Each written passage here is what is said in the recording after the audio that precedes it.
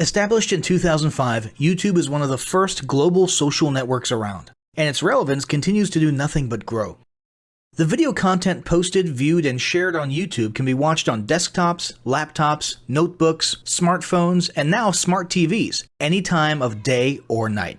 YouTube attracts a larger range of demographics across all ages, hobbies, interests, and careers than any other social media platform. And YouTube videos can generate high search engine page ranking. And of course, the most obvious benefit is that the combined audio and visual aspects of video content will make your message much more memorable than plain textual content. As the demand for quality video content increases, YouTube continues to gain more subscribers. Let's have a closer look at the statistics to gain a better idea of the benefits of creating an organic video marketing strategy. Worldwide, YouTube has over 1 billion users. Yes, a billion. And a whopping 30 million of them watch videos every day. An astounding 5 billion videos are viewed each day, totaling in over 500 million hours of daily viewing. Over 300,000 new videos are uploaded daily. 80% of people ages 18 to 49 regularly watch YouTube videos. Over 50% of YouTube videos are viewed on mobile devices. The average mobile viewing session lasts 40 minutes. So there's an amazing opportunity to connect with your audience there. 38% of users are female and 62% are male.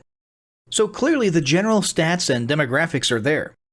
And by themselves, they justify using YouTube as a marketing channel.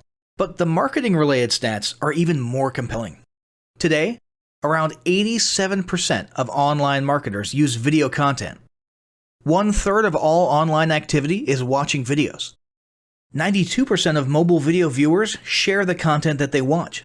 And when given the choice, 59% of executives will choose video content over written articles. Video drives a 157% increase in organic traffic from search engine result pages, or SERPs. The click-through rate of email with videos is 96% higher. Content retention increases from 10% to 95% when comparing video to text. Users spend 88% longer on websites with video. Blog posts with video attract 3 times more inbound links. Adding video to ads increases engagement by 22%, and 85% of businesses have in-house staff who curate their video content, which shows you how important all your competitors think video marketing is. That pretty much settles it. You obviously need to be marketing on YouTube. Next up, we'll talk about establishing YouTube marketing goals.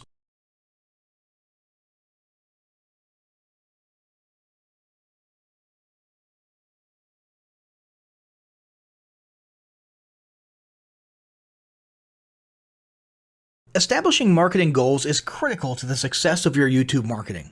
Countless entrepreneurs and businesses have set up a YouTube presence, made a few posts, and then let it sit untouched for months or even years.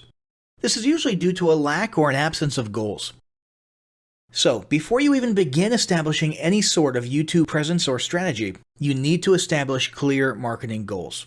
Your goals should be specific, measurable, and attainable. They can be long-term, short-term, or a mix of both.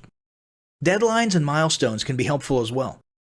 I want to increase my social following would be an example of a bad goal that will likely result in your marketing efforts petering out for a while because there's no specific milestones. I want to gain 1,000 likes by Christmas is an example of a good goal. It's specific, measurable, and certainly attainable. Below are some examples of the various goal categories you might be interested in.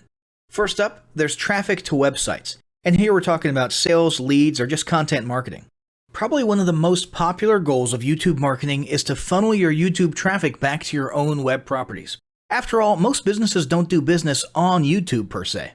You're leveraging YouTube to obtain traffic and convert that YouTube traffic into brand followers, leads, prospects, and customers. So maybe your goal is to get people to a landing page with a free offer where they can subscribe to your list and become a lead.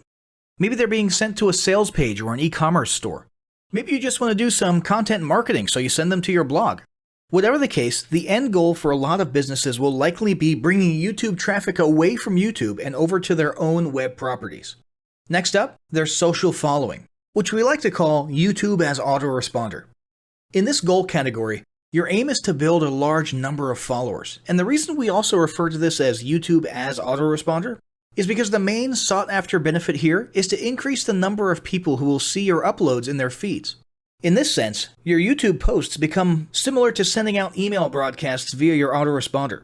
If you grow a large enough community, this can be very beneficial, and if your content is engaging enough to get a lot of traction in the form of likes, comments, subscribes, and shares, you can significantly increase the range of your organic reach into people's feeds. Next, there's passive presence. Some businesses might have purely passive goals. Simply being present and discoverable inside of YouTube is a benefit that has wider appeal and greater utility than you may think. In many cases, a company's YouTube presence might supersede or at least augment what was once the role of a blog, assuming most of your content can be conveyed in the form of videos or attached to videos. When people come across this content of yours and they look at your channel, they can see some basic info about your brand or business, and you can get some traffic to your website. The same approach can also be used for events, communities, and brands. After that, there's brand awareness. Another goal that's less thought about might be spreading brand awareness and recognition. If you're just starting out, there's a good chance your brand might be in need of a jump start. If nobody's ever heard of you, a great way to increase recognition is to simply create and share unique, helpful, or entertaining content and get your name, logo, and overall brand identity in front of as many people as possible as many times as possible. If this is your goal, you want to avoid being salesy in the beginning. Ensure you're focused almost entirely on posting helpful, relevant, or entertaining videos.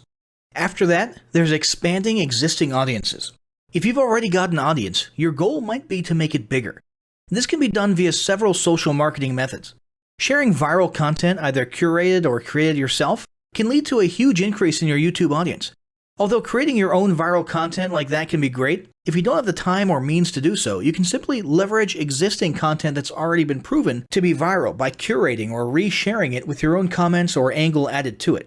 Obviously, you don't want to actually steal and re-upload someone else's video. We're talking about doing a little video review or commentary about a content piece, preferably linking to the original content piece, and adding your 2 cents. Also, a few humorous videos can't hurt either. Other ways to expand existing audiences can include contests, sweepstakes, and gamification. Assuming your offers or prizes are compelling enough, incentivized sharing, liking, and subscribing can be very effective. Just ensure your methods are permitted by YouTube's terms of service. Enhancing or repairing public relations. Do you want to set your company apart in the public eye? Do you want to associate your brand with feelings of goodwill and community involvement? Was your business recently involved in a controversial incident that requires damage control? It doesn't take a humiliating public catastrophe to make PR enhancement a good idea. This is a goal that any business can engage in. Non-sales related campaigns can include videos that foster positive values and goodwill, or even involvement in social movements, or noble causes. On the social movement side of things, be careful not to alienate half your prospects, though. Did your business recently donate to a charity? Build a school in a third world country? Serve food at a local pantry? These are all great things to post about. If not, then they don't necessarily need to be about things that you and your business participate in specifically. They can be content about general things, like a heartwarming video about helping the poor or caring for the elderly. Special holidays like Christmas, Thanksgiving, or Mother's Day also present opportunities to leverage emotions, foster goodwill, and enhance your PR. Next, there's market research. A hugely beneficial goal of YouTube marketing is market research. If you're just starting your business or going down a new path, YouTube can be an excellent place to learn more about your audience and your market. This can be done in a structured way with things like mentioning surveys and questionnaires at the end of your videos and linking to them in the description. Or in a less structured way by simply engaging with your audience, commenting, asking questions, and so on.